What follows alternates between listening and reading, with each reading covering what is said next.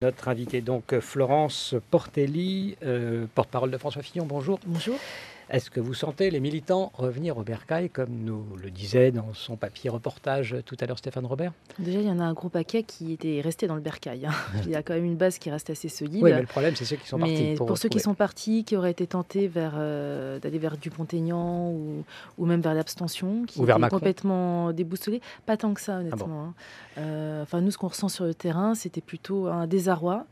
Et là, on a l'impression de beaucoup de militants ou de sympathisants qui disent finalement quand même on ne peut pas passer à côté de l'alternance. Puis on oublie souvent que les élections présidentielles sont couplées avec les législatives sous la Ve République. Et comme les élections législatives approchent, les gens commencent à prendre conscience qu'il devra y avoir une majorité au Parlement pour soutenir le président de la République et son équipe gouvernementale. Ça discrédite en réalité Macron pour beaucoup de nos compatriotes. Et c'est vrai que ça donne un poids à la droite. Ça redonne espoir à Fillon pour être au deuxième tour. Avec tout ce qu'il a pris dans la figure, je pense qu'il n'a jamais perdu espoir. Visiblement, il est assez... Ça, c'est vrai, on peut lui reconnaître ça. Stéphane Robert. Comment est-ce qu'on vit une campagne comme celle-là quand on est porte-parole? Est-ce que vous avez douté, vous? Douté de quoi? De l'issue du scrutin, de votre candidat. Vous savez, le doute, c'est très important, sinon on est un peu fanatique. D'ailleurs, dans beaucoup de religions, le doute est consubstantiel à la pensée, à la critique, c'est extrêmement important. Donc je pense qu'il est important de douter pour être meilleur. Donc, c'est pas une religion quand même, le fillonisme aussi. Non, mais le doute, si, pour moi. Donc mon côté agnostique me permet parfois de douter, mais je pense qu'il va gagner. Est-ce que c'est risqué, selon vous, l'incertitude de ce scrutin et de l'électorat là? Parce qu'on sent encore, malgré tout, même si ça commence à se cristalliser un peu, une grande incertitude. Les gens ne savent pas trop, ils sont perdus. Ce qui est intéressant, c'est qu'avec les réseaux sociaux, on pouvait se dire, notamment Twitter, je suis assez atterrée depuis que je suis porte-parole, justement, par ce qu'on peut lire sur Twitter et par la pauvreté de la pensée et du débat. Qu'est-ce qu'on lit, notamment? Bon, un peu tout, mais c'est assez ordurier parfois. Enfin, c'est très réducteur, hein, c'est quand même le degré zéro de la pensée. Et les gens, au fond, ne sont pas comme ça. Les gens ont soif de culture politique, en effet. Ils ont soif d'apprendre, ils ont soif de débattre.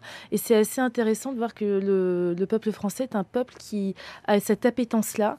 Moi, je crois qu'il est encore dans une phase de délibération de l'esprit.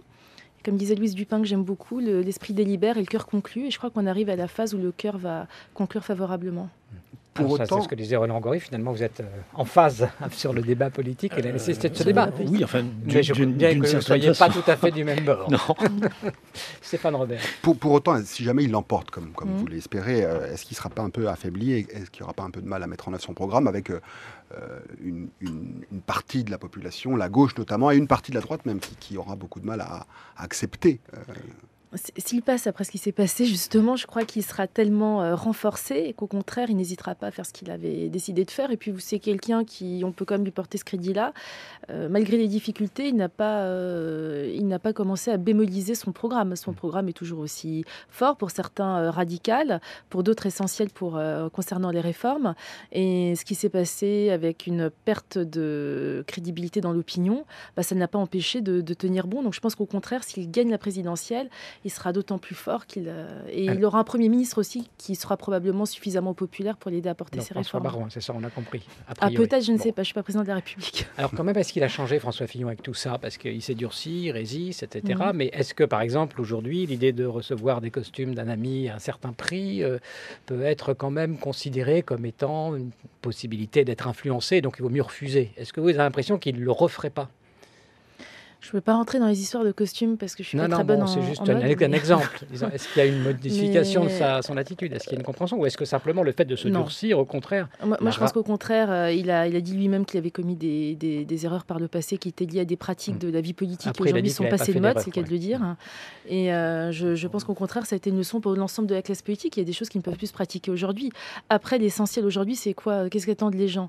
La sécurité, moins de chômage, le retour au plein emploi. Et là-dessus, les mesures, on peut les critiquer ou pas, elles sont claires et nettes. Stéphane Robert, une dernière question. Est-ce qu'à travers cette élection présidentielle et la manière dont ça se passe et l'incertitude, encore une fois, mais est-ce que vous estimez qu'on est au bout de quelque chose? Est-ce que la Ve République est fragilisée? Est-ce que nos institutions, il va falloir un petit peu les retricoter? Moi, je pense qu'il n'y a pas besoin, merci Stéphane Robert, je pense qu'il n'y a pas besoin de ça. Les institutions de la Ve République ont permis justement à un régime complètement déliquescent de tenir. Et hier, c'est marrant, j'avais un débat avec des mélenchonistes sur la Sixième République, et ils me disaient justement ça permettrait au Parlement d'être encore plus fort. Le Parlement a toujours été fort. Là, il aurait très bien pu y avoir une défiance contre François Hollande. Ça ne s'est pas fait, c'est pas du tout à cause des institutions de la Ve République, c'est simplement parce que les parlementaires étaient tributaires des investitures du parti. Donc les institutions de la Ve République, elles marchent très bien.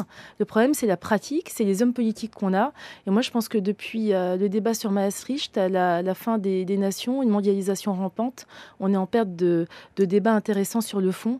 Et c'est ça qu'un jour, j'espère, on devra retrouver. Mais ça, c'est un autre débat. Vous êtes porte-parole de François Fillon, mais vous faites beaucoup pendant cette campagne, évidemment, de meetings. Enfin, vous voyez des gens. Comment vous sentez le pays par rapport à ce dont on parle, de la crise de la démocratie, de l'incertitude plus longue, indépendamment des partis, des candidats, sur l'avenir du pays? Comment vous ressentez ça? On sent un pays qui est en révolte, qui est en colère, mais en général, après la colère arrive le temps de la raison, et j'ai bon espoir que les électeurs et électrices seront raisonnables. Bon, on a compris votre message. Florence Portelli, merci d'avoir accepté notre invitation.